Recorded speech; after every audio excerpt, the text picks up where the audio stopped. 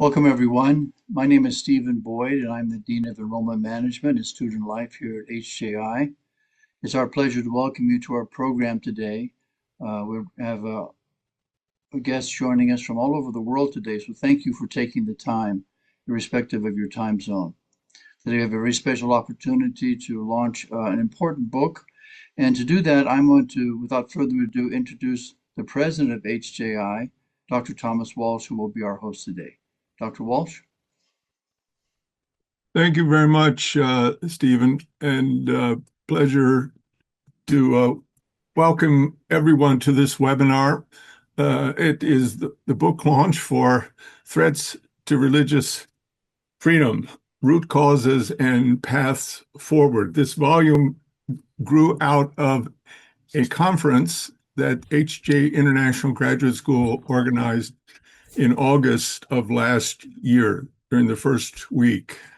And we met in New York City, where our campus is also located, and had an excellent group of participants in that conference. I'm grateful to the support that we received from Family Federation for World Peace and Unification of the United States, led by its president, Demian Dunkley, who was also a participant and who wrote the foreword to this foreword or preface to this volume, preface to this volume, and who will say a few words a little bit later in the program. We just came out with the volume. It's available on Amazon. I encourage you to get a copy, and I think you'll be enriched by the content.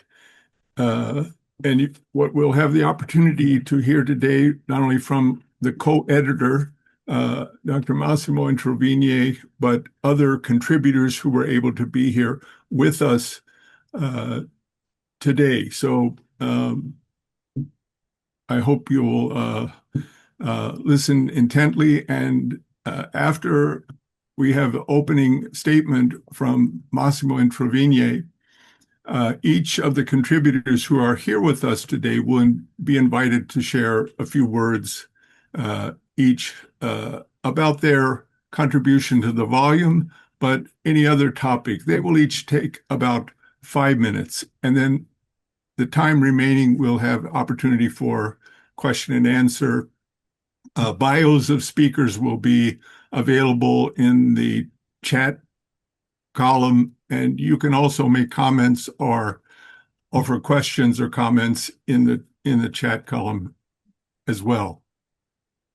With that, it's my pleasure to introduce the co-editor of this volume and co-publisher. This volume is published by HJI Press and in partnership with CESNUR, which is the Center for Studies of New Religions, that was founded and is directed by Massimo Introvigne.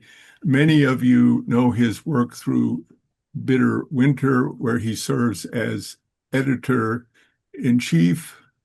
So I'm delighted to invite as our co-editor and co-publisher for this volume, Dr. Massimo Introvigne. Massimo? Thank you, Dr. Walsh. And it is always important when one introduces a book not to read it or summarize it. I remember having published some 70 books to have received this advice for book introduction from several publishers. Don't summarize the book, otherwise the audience will believe they already know enough and will never buy the book. So don't do this. And I will not do this, but I will discuss what is the reason for this book and why the book is important. starting from misunderstanding about the notion of freedom of religion or belief, and then going to why we live in a time where freedom of religion or belief is particularly under threat and assault all over the world. It is important to remember, and particularly to an American audience who normally speaks of freedom of religion or religious liberty based on the American Constitution, that in fact international law has no provision about freedom of religion. It only has provision for freedom of religion or belief, and it's not the same. When the Universal Declaration of Human Rights was drafted, the poster girl for this declaration was Eleanor Roosevelt. But she was the spokesperson of a broader group which should come to agree. And this group included two people who were, well, actually three, which were very much against any declaration who will mention religious liberty or freedom of religion alone. And the first was a person we now know was much more important than Eleanor Roosevelt in drafting the declaration. And he was the representative from China, but at that time China meant Taiwan, not the Red China.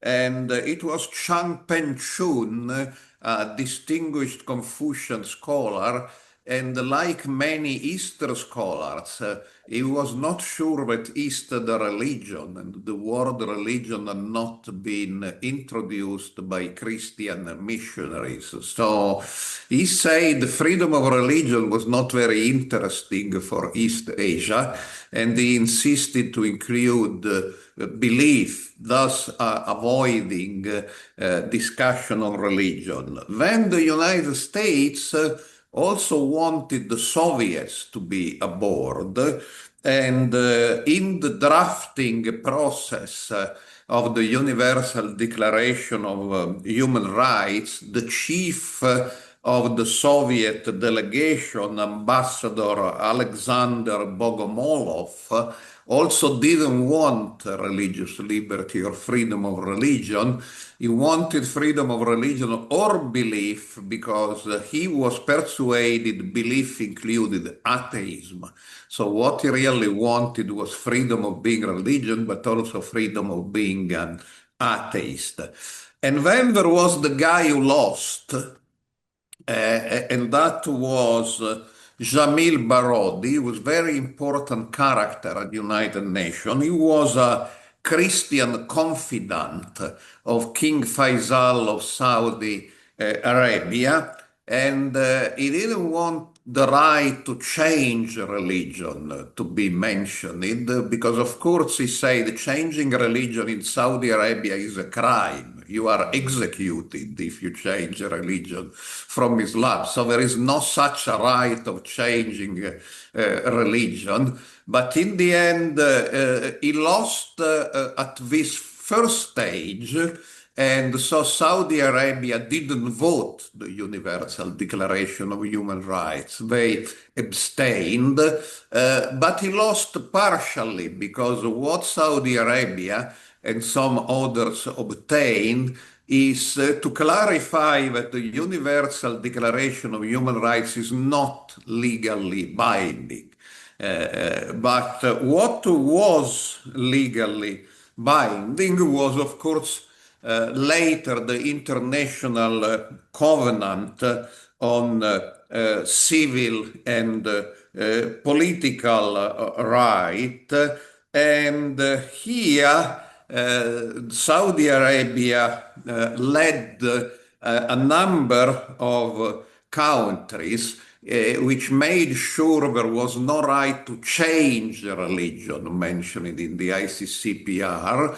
And the Westerners believed that the right to have or adopt a religion included the right to change religion, but the Arabs believed it didn't. So Barodi this time was successful, but notwithstanding this, Saudi Arabia was still not persuaded and eventually didn't ratify the ICCPR. So, and of course, there are other countries never ratified the ICCPR, including when it finally joined the United Nations, the People's Republic of China, and still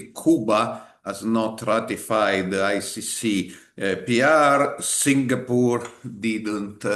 And importantly, Japan is the only democratic country that signed the ICCPR but never signed the protocol to the ICCPR, making it subject to the jurisdiction of the Human Rights Committee in New York. So if one is wronged by Japan, and the team is important today, cannot sue Japan, as the Jehovah's Witnesses sued so many countries there, but they cannot do anything. So now they have a lawsuit against Japan, but in Japan, which is of course much more difficult.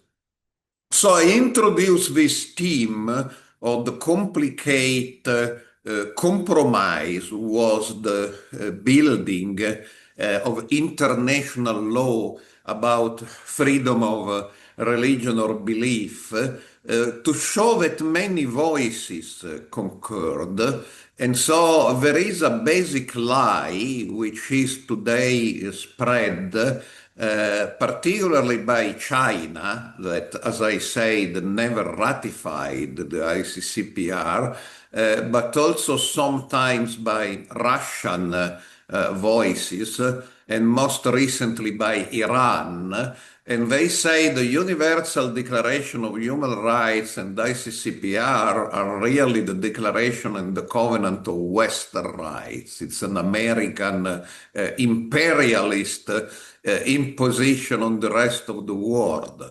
But this is not true, because now we know that beyond the poster role of Eleanor Roosevelt, the main architect of the Universal Declaration was a Chinese, and voices from the atheistic Soviet world and the Sharia-based Islamic world were also very much heard, and these documents were compromises taking many voices into account. So what we have now is not perfect, as legal scholars say, but it's something that is surely not a Western or American idea of religious liberty, but it's really a universal sense of freedom of religion or belief, where the part or belief is very important, because it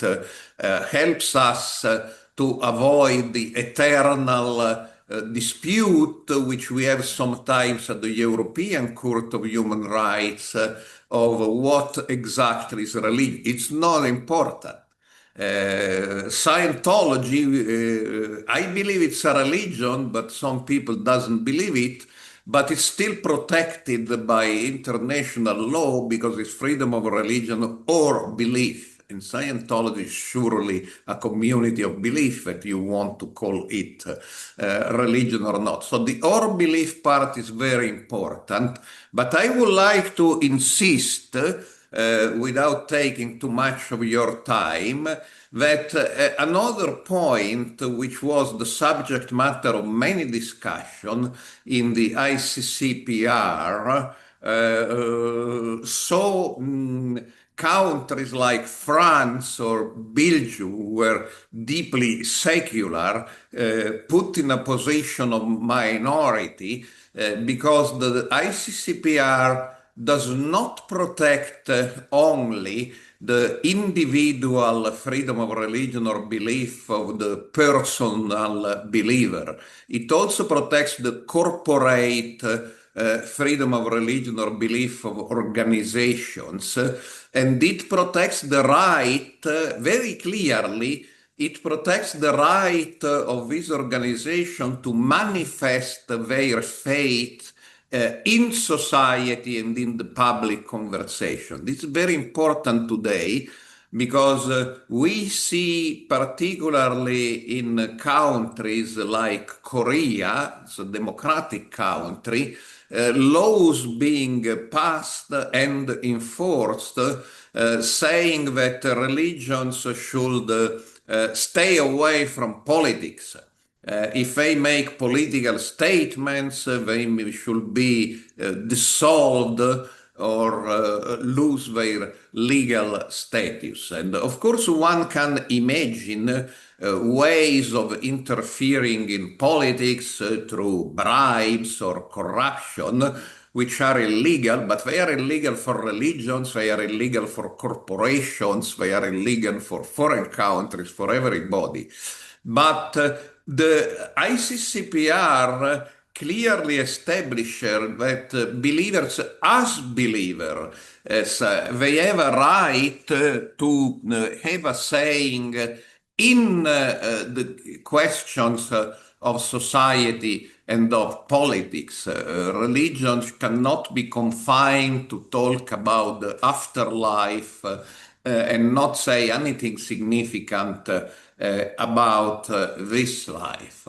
Now, in conclusion, if this is religious liberty or freedom of religion or belief, freedom of religion or belief, this book shows, is under attack both in totalitarian countries and in democratic countries. There is a global movement trying to restrict freedom of religion or belief. And in totalitarian countries, just look at the Constitution of the People's Republic of China, religion is allowed only, as the Chinese Constitution says, within the limit of normal religious practices. But normal religious practices are those supporting the government and the regime. So that means you have a certain freedom of religion if religion becomes a tool to support and applaud and cooperate with the regime. But if religion doesn't play this game and tries to operate outside of the regime or allows itself, but that's part of the prophetic role of religion, to say what's wrong with the regime, you actually commit a crime. You can go to jail and your religious organization can be dissolved, which doesn't only happen to groups in China stigmatized as Sejao, which is sometimes translated as cults, but means organizations promoting heterodox teachings regarded as very dangerous. But if you don't support the regime, you can be banned even if you are a very mainline religious organization, such as recently the Beijing Zion Church or before the Early Rain Church in Chengdu and many others. So that's what happens in totalitarian regimes. Religion has a limited tolerance if it supports the regime. But in democratic countries, increasingly and totally contrary to the ICCPR and how the ICCPR was formed, there is this idea that religious liberty only applies to individuals. I mean, individuals are free to believe what they want, preferably in their home or far away from the public square. But if they want to manifest their faith, if they want to organize, the problems start because if they try to persuade other people, particularly if they are not very popular, they may be accused of brainwashing or coercive persuasion or trafficking if they use volunteers without paying them and what not. And if they take stands on the matters like international peace or the rights of the workers or abortion or family, one way or the other, because not all religions are conservative, some are extremely liberal, they are accused of breaching the separation of church and state, and in some countries this is a crime which may lead to dissolution of the religious organization. And I will conclude by pointing the attention, as it was done in the seminar in New York, so well organized and brilliant, that led to this volume, that there are two countries which are cause for particular concern. Japan, with the dissolution of the Family Federation, once Unification Church, is basically accused of collecting donations, perhaps many years ago, through brainwashing. And in Korea, where, as we all know, the leader of the same church, Mother Han, the Mother of Peace, is in jail with very dubious accusations.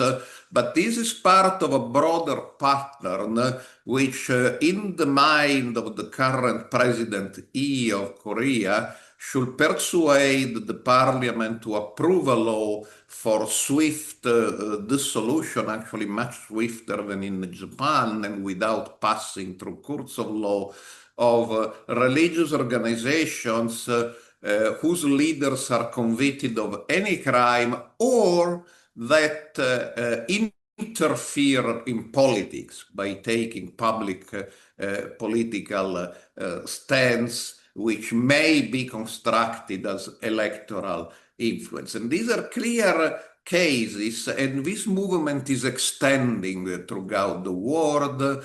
Japanese embassies were, at least under the previous Kishida administration, very much active in persuading African countries to pass similar law on dissolution of religious organizations. So we see this trend in Latin America everywhere. It is a sort of revisitation of the ICCPR, and while the ICCPR said we want to protect the corporate rights of the religious organization, not only the individual rights of the believers, there is this movement try to say the believer is free to believe privately. But the activities of the religious organizations, they should be very limited and in accordance with governmental policies. And if religion acts as a prophetic voice or a counter voice to the government, we reserve the right to dissolving them, to take out their tax exemption, and to make life very, very difficult for them. So in conclusion, this book is very timely. I hope it will be read also in countries experiencing religious liberty crisis, such as Japan and Korea, and I thank all the contributors for an excellent job. Thank you. Thank you, Dr. Massimo Introvigne. Excellent way to set the table for this webinar And thank you for bringing out and helping us see the current realities in light of also the covenants from 1966 from the General Assembly and Universal Declaration of Human Rights. So putting this in a broad context and bringing us up to very contemporary and pressing issues. I want to go next to allowing each contributor to take 4 or 5 minutes. And I'd like to start with Reverend Demian Dunkley. He's the president of Family Federation for World Peace and Unification in North America, is actively engaged in current critical issues facing Family Federation in Korea and Japan, and he has drafted the preface for this volume and was essential for this conference taking place in August of last year that resulted in the present volume. So I'd like to give the floor to Reverend Demian Dunkley to share a few words. Thank you, Dr. Walsh, and congratulations to HJI, and all of the contributors. This is my second time participating in a book launch, and both of them together with you, Massimo. It's an honor, and thank you for that incredible introduction and your writing and every other contributor to this really important work.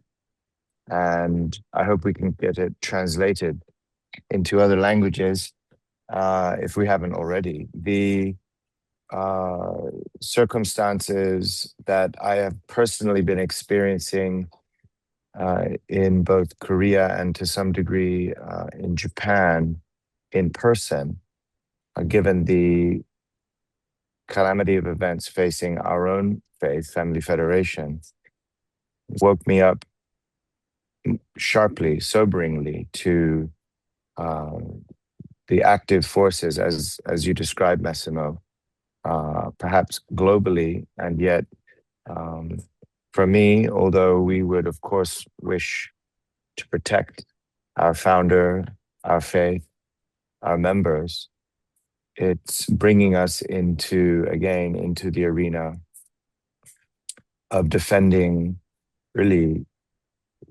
the most important freedom, not just for ourselves, but for everyone. So I think it's important for everyone of faith to be aware of what's going on. So I'm really grateful to our scholars, our contributors, and Dr. Walsh, I encourage us to convene again and to follow up and to continue to support this work. I'm happy to continue to do whatever I can to support this work. And again, I'm just very grateful. And thank you all for also participating in this book launch. I want to leave it at that for now, and God bless you all for your great work. Thank you. Thank you very much indeed, Reverend Dunkley. Without your support initially, not only for providing the necessary financial support, but also for envisioning this as we collaborated together, I think was extremely important. And indeed, I think there are great opportunities for us going forward to continue this work. And I'm very happy that you've expressed support for that. So I look forward to our ongoing collaboration. And I know in the coming week or so, you'll be traveling to Asia, and I wish you Godspeed if I don't see you before you depart. Thank you for those remarks and for your preface for our volume. I'd now like to turn to Rebecca Moore, Dr. Rebecca Moore. She is Emerita Professor of Religion from San Diego State University, a very experienced editor who provided valuable guidance on the production of this volume, very helpful to me, as well as Angelica Baczynski and Louise Strait, who helped me so dutifully and diligently and professionally to put this together. So, Dr. Moore, you have the floor. Thank you very much. And I would really like to thank all of you for being present at this book launch, and especially, of course, Dr. Walsh, Dr. Introvigne, for pulling the book together, as well as Angelica and Luis. Would not have happened without you. So thank you so much. The volume provides many explanations as to what the root causes and paths forward are concerning religious freedom and the threats that currently exist. I focused really on the root causes rather than anything optimistically in terms of how do we get out of this mess. And in my own essay, I talked about the professionalization of the anti-cult movement with the changes that have occurred from the 20th century to the 21st century. We've seen a very big shift in both the way anti-cultism operates and its influence globally and among state actors. What I did was I looked at the past by looking at People's Temple, the 12 tribes, and the Branch Davidians to see how anti-cultism worked in those instances. And really, initially, at least in the 20th century, it was families, the news media, and state actors that formed kind of this cultural opposition to new and alternative religions. Anti-cultists really came out of family concern about their adult children being in new religions. But what has happened in the 21st century is anti-cultism has taken on a life of its own. It has professionalized itself. It has changed its vocabulary. We don't talk about brainwashing anymore, or they don't. We talk about coercive persuasion. And actually, the word cult, even among anti-cultists, is somewhat avoided. It's now high control group. And that term encompasses religions, of course, as well as like any number of other types of groups ranging, from gangs to multi-level marketing groups. And I'm glad that Professor Introvigne differentiated between the concern about individual religious freedom and corporate or group religious freedom, because initially anti-cultism focused on the individual, right? They were concerned about, this family's concerned about their child. Mostly they were adult children. But now the target is the groups themselves. And by shifting the language from cults and religion to high control group, anti-cultism avoids the problem of appearing to be anti-religious and avoids the controversy over denying religious freedom, both to individuals and to groups. And so I really concluded by first just saying, why are ordinary people thinking that cults are the real danger to religious freedom, when what has happened and is happening currently is the alliance between organized anti-cultism and state actors. And those two institutions form the greatest threat to religious freedom today. And you can read the essay if you want more. Thanks. Oh, brilliant and very concise and essential point you made, Rebecca. Thank you very much indeed. In the volume, the next article is from Mr. Otani from Japan, but thus far he's not been able to join us, so I'm going to move on. I'm following the table of contents in the volume. The next coming up, who wrote a fascinating article about the tradition of the prosecutor's office in Korea, Dr. Michael Mickler. You have the floor, sir. He's the Distinguished Professor of Historical Studies here at HJI. Well, thank you very much, Dr. Walsh. So I took in terms of looking at the Korean issue with religious freedom, I am looking at it through the lens of what I call Korea's troubled prosecutor tradition. And the prosecutors over the last 30 years in Korea have occupied a dominant space in Korean political life. Korea itself emerged from a its first 40 years from its birth in 1948 until 1988, it wasn't really what we would call a liberal democracy. It was a succession of authoritarian regimes. And only after 1988 were such things as freedom, the freedom of the press was expanded, freedom of speech, direct elections of presidents, things like that. However, a remnant of these earlier authoritarian regimes is the prosecutorial tradition in Korea, and some have gone so far as to term Korea the Republic of Prosecutors. So my paper is in two parts. In the first part, I explore the rise of the prosecutors to their position of prominence in Korean political life. I don't have time to go into that here. You're welcome to read that, but I will simply note that since 1990, uh, six Korean presidents have have been prosecuted by the prosecutors. Five of them have served jail time. Uh, Six have been prosecuted, and a seventh committed suicide as a consequence of prosecutorial investigations. And the current president, Lee Jae-myung, faces multiple uh, counts or indictments, but his trials have been suspended while he's in office. So I think you get a sense of the power of the prosecutorial tradition in Korea. Also, their methods, the methods of the prosecutors in Korea tend to be inquisitional rather than adversarial as it is in the Anglo-American tradition. So in Korea, the prosecutors have the right both to investigate and prosecute. Um, there's no separation there.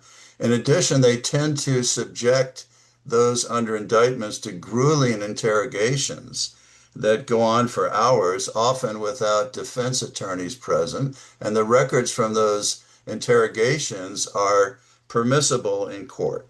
So I go through all of that in the first part of the article.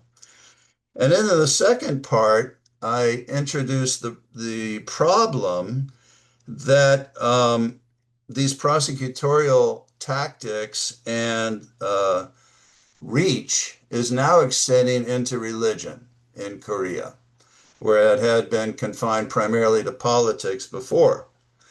So this extension of this prosecutorial tradition into the religious realm um, has proceeded in a couple of stages. I would say the first stage involved the targeting of specific religious groups and figures, um, such as the Mother of Peace, Hak Ja Moon, and some conservative Protestant pastors. And things like travel bans, arrests, raids on sacred sites, etc., uh, and kind of trumped up allegations and selective prosecutions have been pursued. So that's the first point. And then the second point is that when the ruling Democratic Party found itself implicated in accepting bribes or alleged bribes from religious groups, rather than pursue that, what has happened is that they've gone beyond targeting religious groups to focusing on religious involvement in public life, as Dr. Introvigne had noted. And so this has gone forward on several fronts, but it's culminated in a bill in the South Korea Assembly that's popularly called the Religion Dissolution Bill. And it provides the government with the power to forcefully audit and seize church records and such first. Secondly, to suspend and even dissolve religious groups for so-called interference with politics. And thirdly, then to take the church assets and deliver them to the state treasury. So this measure has been facing some serious pushback. I don't really go into that in the article. It's kind of after I wrote the article, but certainly the opposition party, the PPP, the more conservative party, has opposed this development. The conservative Protestant churches in Korea are standing up. There was a rally of 7,000 to 8,000 in Seoul of conservative Protestants, and the international religious freedom advocates have been making noise. And so this is really a front line of the battle for religious freedom, I would say, in sort of democratic, modern liberal democratic states. And so this is really, really a key moment. And so Korea finds itself, as Dr. Introvigne has written in Bitter Winter on several articles, at a crossroads.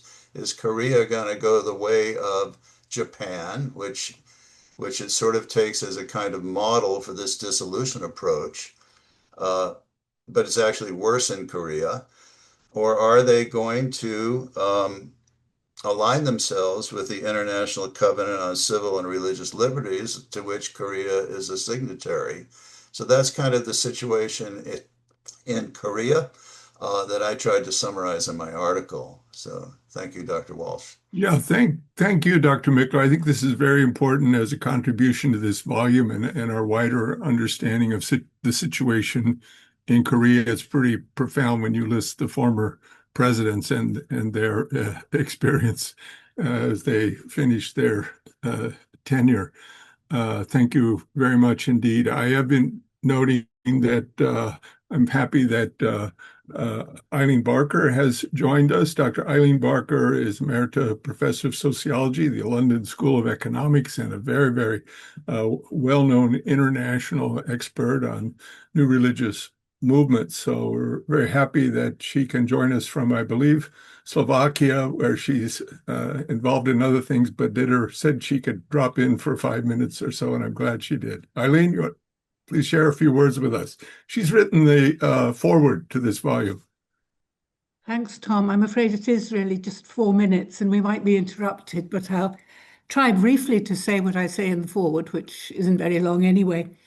What I tried to do is trace the volume from the early days of the Unification Theological Seminary, which I was acquainted with back in the 1970s when I was started to study the movement, which has taken over a lot of my life ever since, and tracing it through to the present HJI.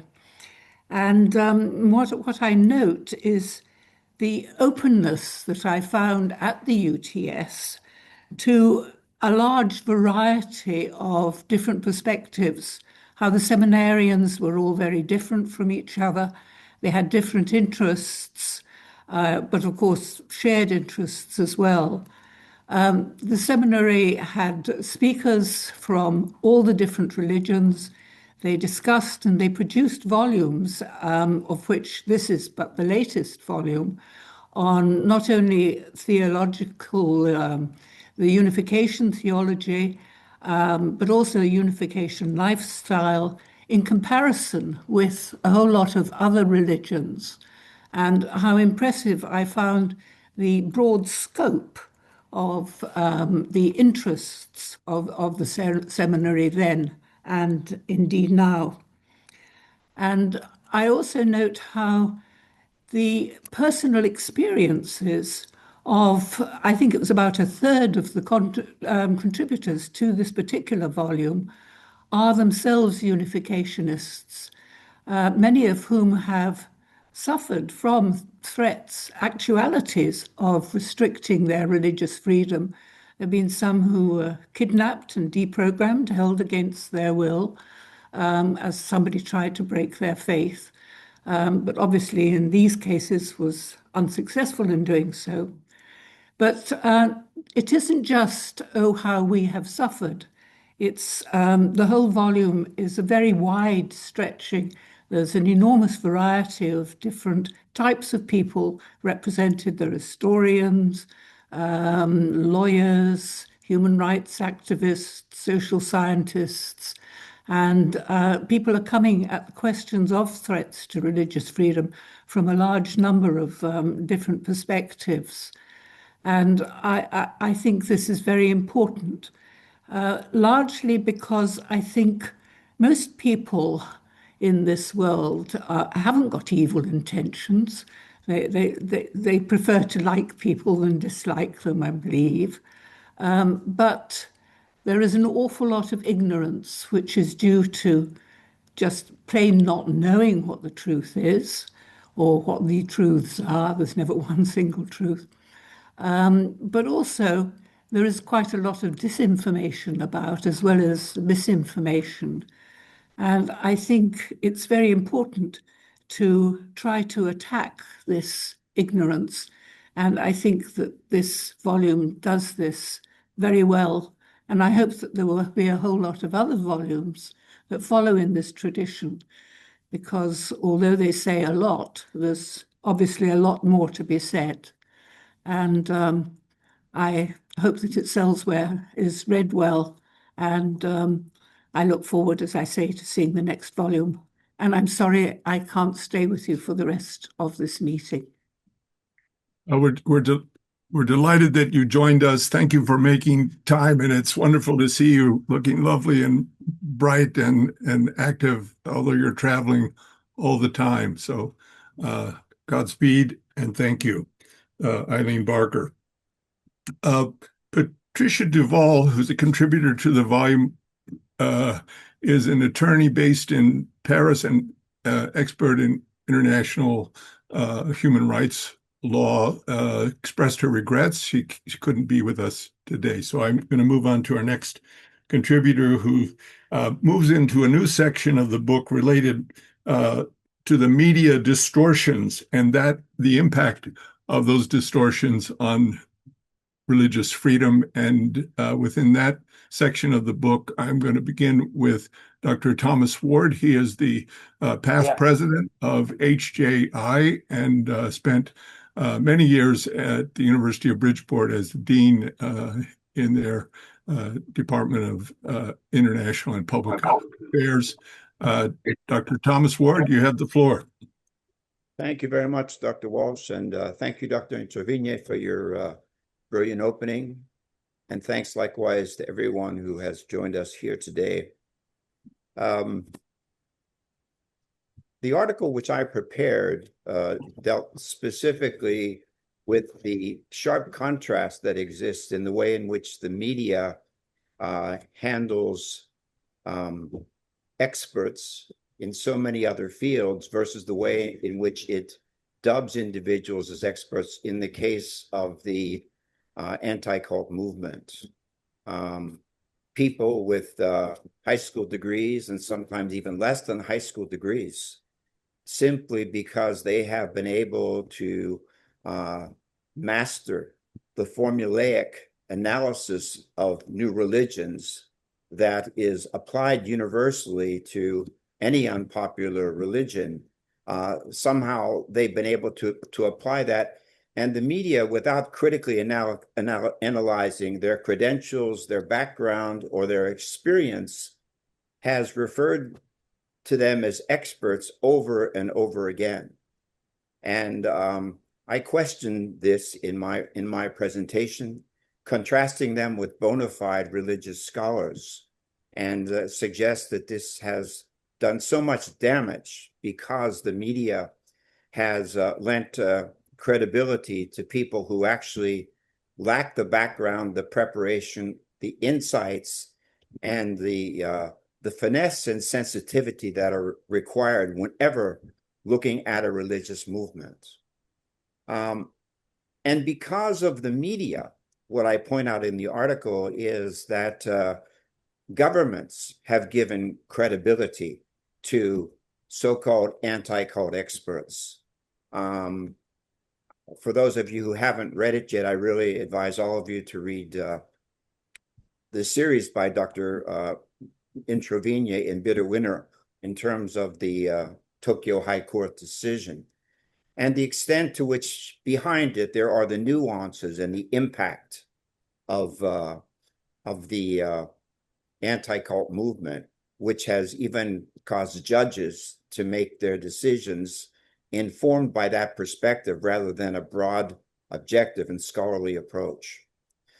In my article, I point to two particularly tragic events, one of them being Waco, where we know that I think 78 people, including about 20 young children, had their lives extinguished by the FBI and by the ATF, whose principal advisor in the midst of that sad assault and that sad interface was not religious scholars with expertise in the field, but instead they relied largely upon so-called anti-cult experts, and particularly they relied upon Rick Ross and Steve Hassan. Rick Ross was the voice that the FBI paid the most attention to in the midst of that whole process. And Steve Hassan really stressed to the FBI that they should not refer to David Koresh as David Koresh, but instead to use his name, Vernon. And if you study Koresh's life, he had a real problem with that name. And I'm not saying that Hassan knew that, but it was certainly unfortunate that that was the approach that was taken by the FBI. Secondly, there is the case of the Falun Gong in China, incredible repression, and people such as Rick Ross, who repeatedly informed, updated, and carried news on the Falun Gong, presenting them as a cult, and the consequence of which has been that so many tens of thousands of them were imprisoned, and even there are allegations before the United Nations and the United States Congress and elsewhere that they were the victims of forced organ transplants. These tragic circumstances resulted from the simple fact that the media was not responsible in its analysis of new religious movements. They didn't go to the proper sources, and they often did not go even to the original sources, the movements themselves. They misrepresented new religious movements, and the consequence of that is that the government took that signal and they did the same. And the consequence is really irreparable damage in the lives of so many individuals. So I felt really grateful to be a part of this conference. I was so impressed by how informed each of the participants were. I was likewise very, very optimistic and hopeful because of the volume itself. I feel that it's an important contribution, and I believe that it can make a difference. So thank you very much. It was my honor, Dr. Walsh and Dr. Introvigne, and all of my colleagues here to be a part of this very, very important event and the work itself. Thank you. Thank you very much indeed, Dr. Thomas Ward, for your participation in the conference and for your excellent contribution to the volume and your intervention today. Thank you very much indeed. Also in this section related to media distortions is Dr. Franco Famularo. He's the chairman of the Board of Trustees of HJI International Graduate School, and he serves as the president of the Universal Peace Federation in Canada, where he resides in Montreal. Dr. Famularo. Well, good morning, good afternoon, and good evening. Thank you, Dr. Walsh, for your introduction. Thank you, Dr. Introvigne, for putting this publication together with Dr. Walsh.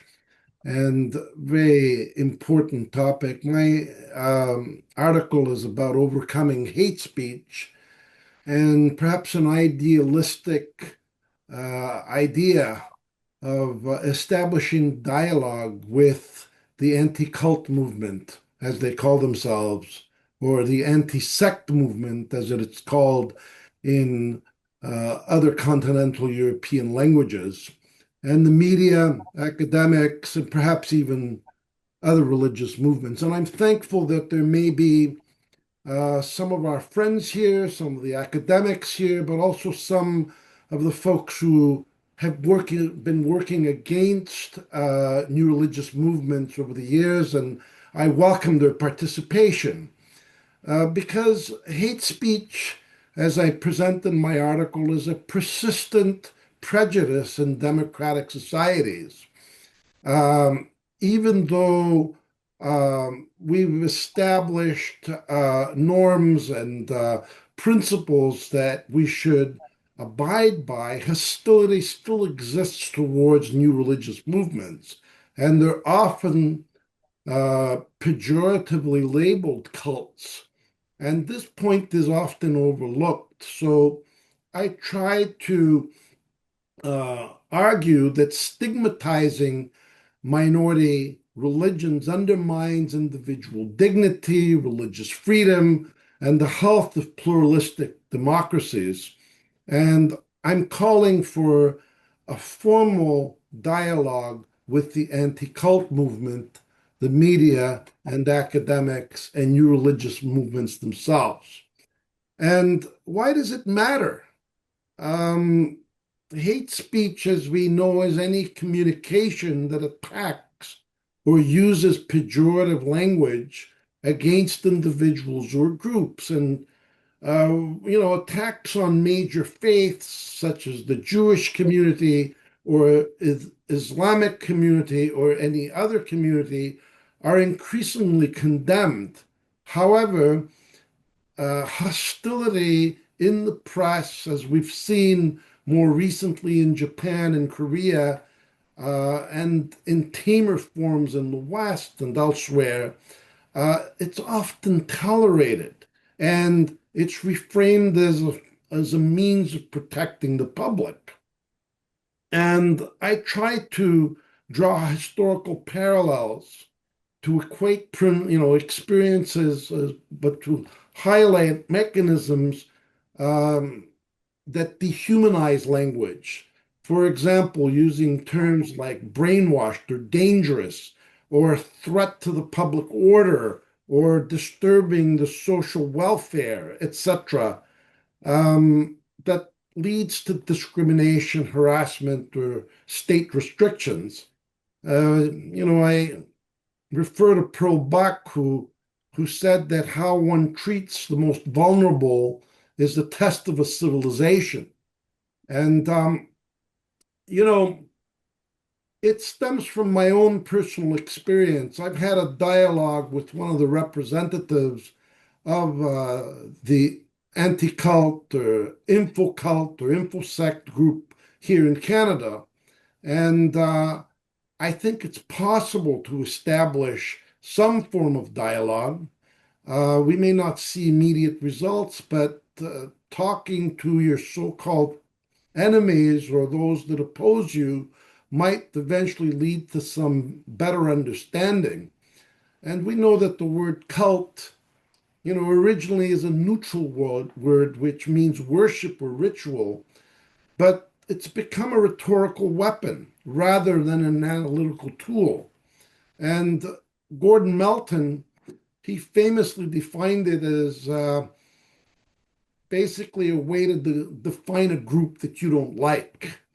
And once applied, it dismisses the voices of the adherents of these groups, and faith is called brainwashing.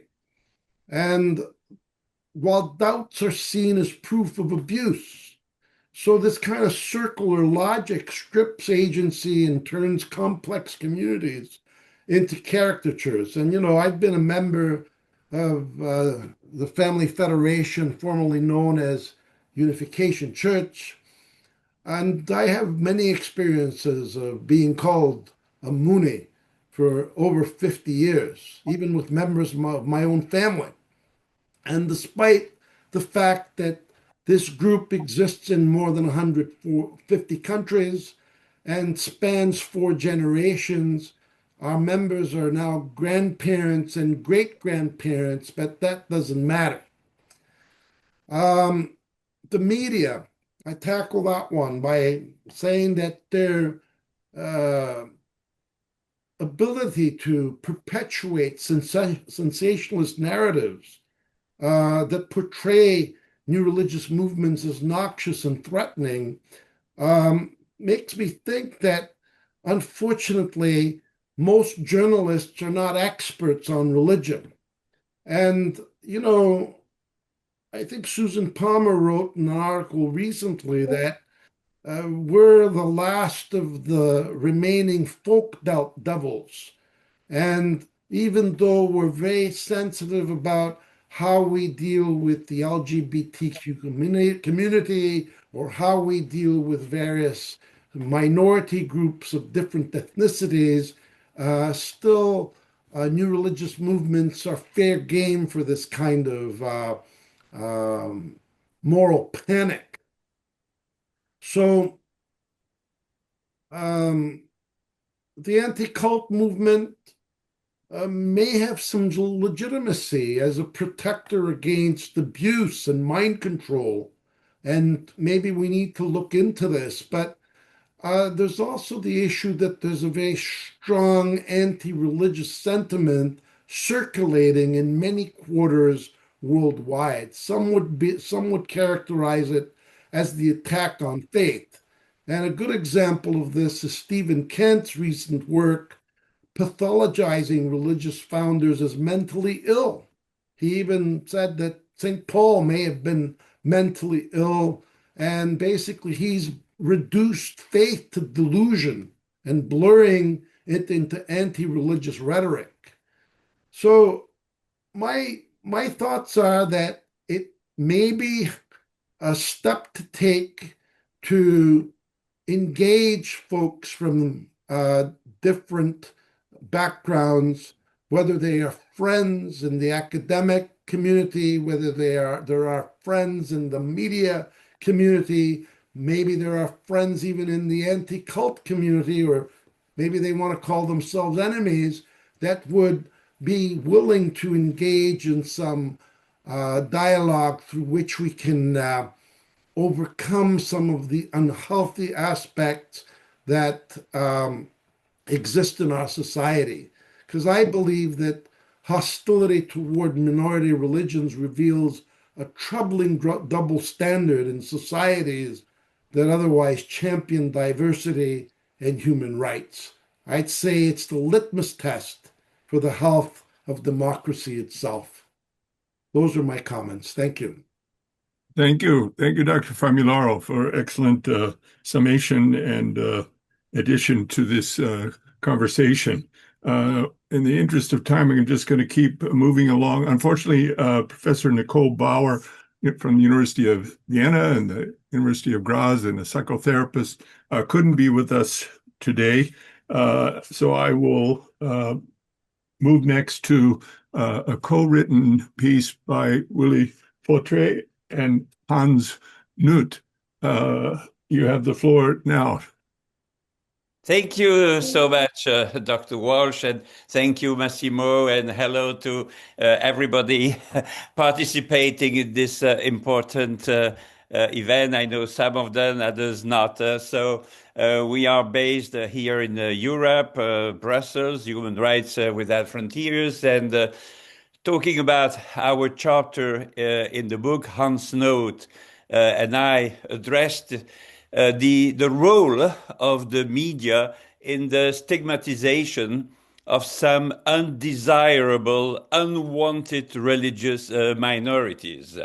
That's the way we are now naming, let's say, that sort of groups that are stigmatized. And in our paper, Hans Nuth and I examine how journalists contribute to the demonization of some religious groups, as I name them, that they don't like.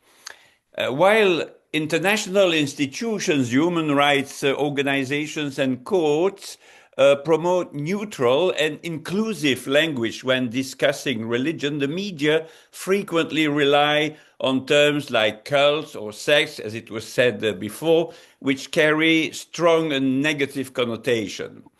And these labels are not legally defined. Yet they shape the perception of the police, the judicial authorities, public opinion in powerful ways, casting certain groups as suspicious or dangerous from the outset. We argue that this stigmatization follows a recurring pattern. Allegations, often originating from anti-cult activists or disgruntled former members, are picked up by the media and reported with little or no verification at all. Just copy and paste from agencies or other sources. These narratives are then amplified, influencing public opinion and sometimes prompting reactions from politicians and authorities. Over time, this creates a self-reinforcing cycle in which suspicion becomes normalized, regardless of whether the original claims were accurate. The problem is compounded by the media's tendency towards sensationalism. Dramatic or alarming stories are most likely to be published even when the evidence is weak. And when those stories later prove to be exaggerated or false, corrections are rarely given the same visibility if they are reported at all. As a result, the initial negative impression tends to persist. And we give concrete examples of this phenomenon in our chapter, where it happens in a number of countries, such as Belgium, the United Kingdom, but also democratic member states of the European Union. And this dynamic can be illustrated through concrete examples, as I said, in these two countries. I will not go into the details to give the opportunities to other contributors to the book to take the floor. But the consequences are not theoretical. Negative media portrayals can foster social exclusion, discrimination, and even acts of hostility or violence, even in our European democratic countries. Smaller religious groups are particularly vulnerable to such attacks because they often lack the resources to defend themselves effectively in court or in the public sphere. More broadly, we suggest in our conclusions that this issue is part of a larger ecosystem involving anti-cult organizations, media outlets, and sometimes, and more, I would say, increasingly, as we notice now in the European Union. Together, they can reinforce biased narratives and lend them legitimacy, which is really a serious issue. However, this situation is not inevitable, and we are working on specific strategies that I cannot develop here, and I didn't develop in the chapter of the book. In countries where such structures are absent, media coverage tends to be more balanced and less hostile towards some minority religions. And this chapter of ours concludes by calling for greater responsibility. Journalists should adhere more strictly to professional standards, verifying their sources and avoid stigmatizing language. And public authorities, for their parts, should remain neutral and uphold the principles of religious freedom. Ultimately, improving media practices is not just about accuracy. It is essential for reducing intolerance and protecting the rights of all individuals, regardless of their beliefs. And I will stop it here, not going into the description of our strategies and our experience with the various media. And thank you very much for giving us the floor. Yeah. Thank you very much for this important intervention and for your participation in the conference. I know, Hans, that Willie spoke on your behalf as well. We enjoyed your presence with us there in New York and look forward to further collaboration and for your dedication to promoting and protecting human rights across the world and religious freedom. It's our pleasure. Thank you very much. Thank you. Thank you. Next, I'm going to turn to none other than Marco Respinti, who I'm very happy made it on. There was a little technical difficulty, so I'm glad you were able to join us with the International Federation of Journalists and director in charge of the Journal of CESNUR and Bitter Winter. Please welcome Marco, who has a fine contribution to this volume. Thank you so much. I want, of course, starting by saluting and thanking all the distinguished guests and hosts of today, starting from you, Dr. Walsh, and Dr. Introvigne as well, since you are the editors of this brilliant book, this brilliant, much-needed book. And I say this not because I am one of the contributors, of course.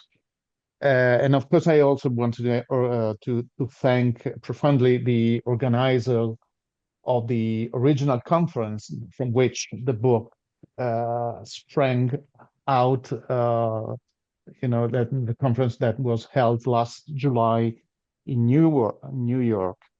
I just wanted to address briefly the topic, which I more extensively treat in my paper I want to enter into the middle of the things by quoting directly in Pope Leo XIV.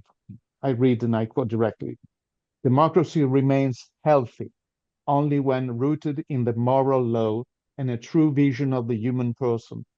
Lacking this foundation, it risks becoming either a tyranny of the majority or a mask for the dominance of economic and technological elites." End of quote. The Pope pronounced these words, echoing those very, very similar of Pope John Paul II, who for the Roman Catholics is a saint. Just 2 days, John Paul II is a saint. Just 2 days ago, on April the 14th, in a message addressed to the Pontifical Academy of Social Sciences.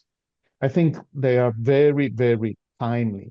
And this brings me to the topic of my paper, where I suggest ideas and reflections on what I call the evolution of modern atheism into postmodern relativism and the role that democracies, Western-style democracies, play in it.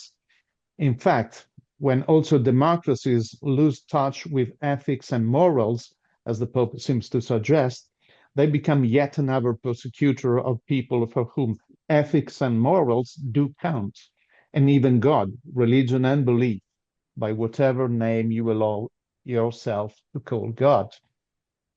We say and repeat, I say in my paper, that we live in a time marked by the decline of ideologies.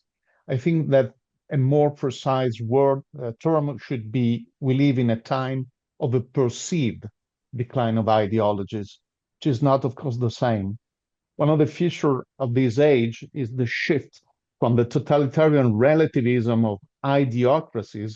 This is a term by Eric Voegelin, the German-American philosopher, meaning ideologies that come to power, ideocracies, to a form of democratic relativism that paradoxically enforces a new orthodoxy of universal relativity, suppressing absolute moral principles, particularly those rooted in religion. Even more troubling is the fact that the marginalization of religion, I suggest in my paper, in such democracies often relies on private actors and media, as it has been aptly mentioned a few times already today, media complicity in reinforcing stigmatizing narratives, such as the use of the ambiguous and unscientific label cult. Here, the dangers inherent in the dogmatism of relativism become evident. While ostensibly tolerant, it systematically excludes religious claims to transcendence and universality. The final part, and I leave you with this last remark of my paper, introduces also a note of hope, of what I perceive as a note of hope, because something seems to resist this bleak trajectory. My paper emphasizes the enduring persistence and even resurgence of the religious spirit within postmodernity, what has been termed the postmodern sacred. And my good friend and brilliant scholar, Massimo Introvigne, just wrote a book with that title, very much important, I think, in my opinion. This resurgence challenges dominant secular narratives and signals a critical rupture within the nihilistic trajectory of the modern paradigm. In this broader struggle, which I try to describe between the religious spirit and its adversaries, both ancient and new, I frame the defense of religious freedom not only as a fundamental human right, which we all, of course, agree, but as an essential element to the survival of humanity itself, a true bastion against all forms of relativism, whether totalitarians or democratic. And I will not add any more elements, since I wish the reader to go directly into the gold mine of the essays that compose this book. And again, I do thank you. Thank you, Dr. Marco Resminti. A very fine intervention here, and even finer article in the volume that we're proud is included, and for your ongoing work that is so important to this cause to promote religious freedom. Thank you, thank you, thank you. The next article in the volume is written by yours truly. I'm going to pass on describing. I would just say that it tries to cover contemporary trends away from, let's call it, universalism that is described in categories of populism and religious resurgence that ironically has implications for religious freedom. I look at the Scientization policies in China, at the broader Muslim world, some 50 or so nations, at what's going on in Eurasia, centering on Russia, as well as at the West and its effort to try to carve out space for religious freedom, yet facing many challenges. Having said that, I'll move on to Professor Aaron Rhodes, who has written an article, Root Causes of Respect. He's an international human rights activist, author, and good friend of ours, and delighted that he's with us here today as an important contributor to this volume. Aaron? Thank you very much, Dr. Walsh, and I'd like to add my thanks to the ones that have been expressed to the HJI for organizing what I found to be a really wonderful meeting in New York. And I'm hoping that there will be other such meetings where there can be such an open atmosphere discussing something that's of great importance in the world. As a recovering social scientist, I don't really have too much to say about the root causes of attacks on the freedom of religion. I think it's not difficult. It's not easy to find a root cause of anything, and it's really a theological question. But I'm really more interested in the other part of the title. What is the way forward with regard to the freedom of religion? And I have to say that, like a number of other people in this project, I've been working in human rights for quite a few decades now. And I've grown increasingly skeptical about the legal international human rights regime and I find it quite ineffective. And I think the events in Japan as regards the Unification Church are a very good example of how international human rights law and institutions, even in a country, even in what's considered to be a liberal democracy, haven't had any real effect on the course of the attack on the Unification Church. And of course, this is international politics. This is involved. And that's what you have with international human rights. You have a kind of international political regime where political questions get translated into human rights questions and are played out this way. The human rights institutions today in the UN are heavily under the influence of states that do not respect human rights. And the freedom of religion is obviously a threat to autocratic and fascist regimes that are becoming more and more powerful today. And as a result, I think we have to think beyond promoting human rights as a legal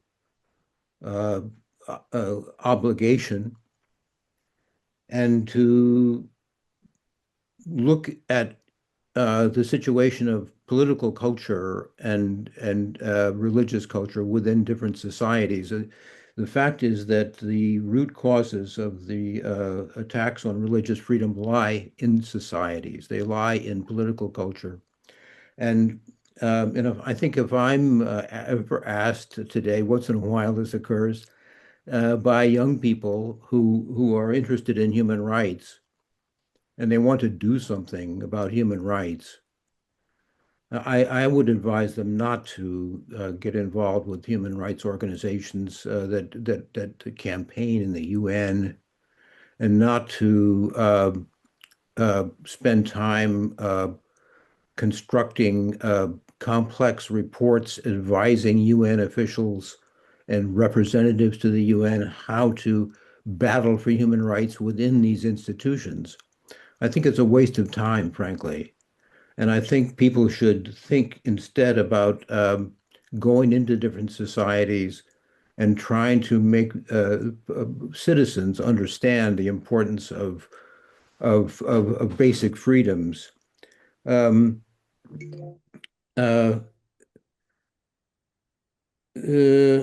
don't know. This is a very complex argument that I've made in a series of publications recently, and I talk about in those books and so on the difficulties of universalism when it's translated into institutionalized universalism. But moral universalism is the argument that we have to make when we think about fundamental natural rights, inherent liberties. And I think it's interesting that Hirsch Lauterpacht, who's one of a British jurist who was one of the main influences on the Universal Declaration of Human Rights, made a remark which I think it is very interesting. And he said that in times of rising authoritarianism, people tend to gravitate toward the concept of natural law. And we live in such a time, and I believe that this may be happening, and I think this could be a kind of ray of hope in the world, because when you look at movements that are struggling against autocratic regimes today. Many of them do not refer to international human rights, as they don't frame their arguments in terms of international human rights. But many of them do frame their arguments in terms of things that could be considered natural law. They are talking about moral questions. They're not talking about legal human rights questions. And they're talking about natural rights, I think, as it is, as those have been expressed in their traditions. And that's why I think that there can be an order of human rights in the world, but it has to be a natural order. It has to be a spontaneous order when within individual societies, people recognize the moral necessity of freedom, including religious freedom. And this is basically where my article went. And I'm want to thank you again for giving me the opportunity to participate. Well, thank you for that cogent and I think very, very relevant and even optimistic tone of the wrapping up. So a good, you will be the last of the contributors who are present. We did hope that Ambassador Honorable Richard Sweat and Honorable Jan Fiegel would be with us, but you spoke eloquently and appreciate that very much for your participation and engagement and all the work that you do, Aaron Rhodes. We do need to close. We're really over time. Dr. Jenkins, if you're still here, I want to just give you 1 minute to just give a greeting. And I know you were very helpful also in bringing Ambassador Sweat, who was a great contributor to this volume. So, and you participated and engaged in this conference. If you're there, just yes. Welcome. Yeah, sorry. Hello, everyone. Thank you, Dr. Walsh, and thank you to everyone here. I was very, very pleased with the conference that we shared in New York, and the book that has come out is just fantastic. Our battle in Korea and Japan is quite significant, and I think what Dr. Rhodes shared was also incredibly important, and that was that the International Covenant on Civil and Political Rights does not seem to have much power to be implemented or even international law. So I agree with you. I'm quite concerned about the direction of nations now. And I want to thank everybody, all our scholars and friends. Thank you. Thank you, Dr. Jenkins, for all the work you're doing. I know you're working tirelessly on behalf of international religious freedom. Please give our regards to Ambassador Sweat and to Katrina Lantos Sweat, who we respect so much, and her work, especially with the International Religious Freedom Summit. Thank you. And Massimo, I'm going to turn it over to you to just give a final closing word. If you would. I'm sorry that we can't engage with our audience. We've run over time, but I hope this was a rich opportunity for, certainly it was for me and for each one of you. Massimo, a final word? So my final word is a call to women and men of goodwill and who cares about religion and spirituality, and who care about freedom of religion and spirituality. I believe we as Catholics, we learn through a painful process, which even costed the Catholic Church some small schisms, small but painful, that religious liberty is for everybody. Even if there were precedents in the Greek Middle Age theology many in the 19th and the early 20th century in the Catholic Church, my church, when they spoke of religious liberty, they believed they meant religious liberty for Catholics. They didn't deeply care about the others, or at the most, they used the word tolerance. But through a process which actually started with the reflection of an American theologian, Courtney Murray, passed into the Second Vatican Council and arrived at the documents on religious liberty of John Paul II and particularly Benedict XVI, we understood that religious liberty or freedom of religion or belief is indivisible. You cannot advocate for religious liberty just for yourself. Either you advocate for everybody or you advocate for nobody.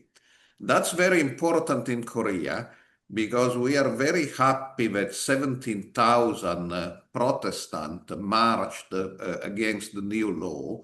And we are very happy that a conference of Christian scholars and lawyers released a document against the new law. But the devil, as we say, is in the details. Because some of the speakers at the march and the document of these Christian lawyers and scholars, it clearly say, particularly the lawyers, we have no quarrel if the government wants to dissolve the family federation and Shincheonji and other heretics. What we ask is the government doesn't pass a general law, because the general law will be used against us, mainline Protestant. But if the government wants to do a special law against the Unification Church, aka Family Federation, and the cults, we are very happy about it. That may be a settlement with President E. And that's a very bad idea. So I will conclude with a story I know Marco Respinti likes very much, but it's one of the foundational stories of European culture. And it's the story of St. George and the Dragon. Because in the city St. George eventually arrived at, there was this dragon, and the dragon every year asked for 2 girls to be given to him to devour. And the king said, well, it's just 2 girls. Well, perhaps it's my daughter, but I have many daughters. So 2 girls is not too bad. And perhaps if we give 2 girls to the dragon will calm down and next year will not come back. But actually the dragon asked for 2 girls, then 3 girls, then 4 girls. And finally St. George came and said to the king, look, that's the wrong way of handling the dragon. You should not try to appease him by sacrificing some victims. You have to kill the dragon. And I'm here for this. And eventually St. George killed the dragon. So what these Christian lawyers and some pastors, not all to their credit, there are courageous pastors who also advocate for modern Han, like Pastor Song Yombo in Korea, but what some pastors and many of these Christian lawyers say, it's let's behave like the king in the St. George story. Let's give to the dragon of the enemies of religious liberties 1 or 2 victims. They are expendable, like the Family Federation or other heretics. Let's just, and perhaps next year the dragon will not come back for us. But the fact is the dragon will come back for them as well. And so my appeal to religionists of different persuasion is let's unite, because if we stand united and understand what freedom of religion or belief it's all about, we can eventually slay the dragon rather than trying to appease it. Thank you.